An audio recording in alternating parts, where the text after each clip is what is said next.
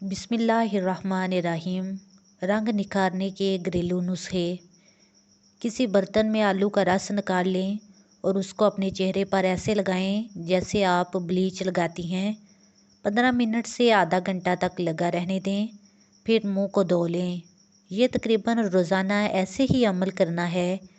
चंद दिनों में रंग सफ़ेद होना शुरू हो जाएगा। दूसरी चीज़ भी घर में मौजूद होती है, यानी टमाटर। इसे बमागुदा लेकर अपने चेहरे पर लेप करें। यह भी चेहरा की रंगत निखारने में अहम किरदार अदा करता है। नींबू का रस और शहद बराबर मकदार में लेकर मिक्स कर लें और उसको अपने चेहरे पर अप्लाई करें।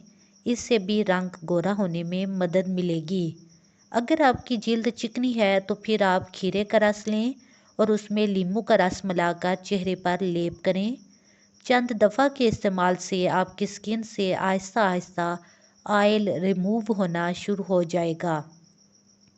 अगर आपके चेहरे पर चिकन पॉक्स के दाग हों तो उसके लिए आप कोकोनट का पानी लेकर उससे चेहरा साफ़ करें।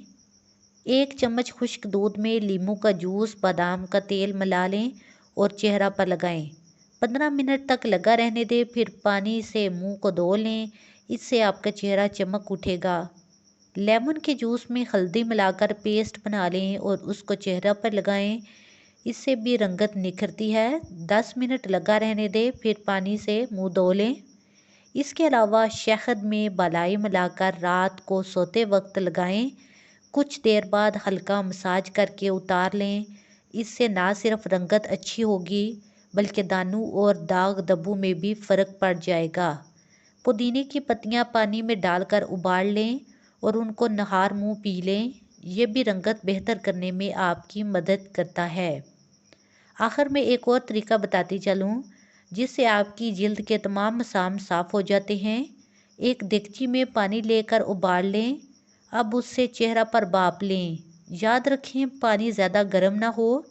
इससे आपके चेहरे के तमाम मसाम साफ़ हो जाएंगे।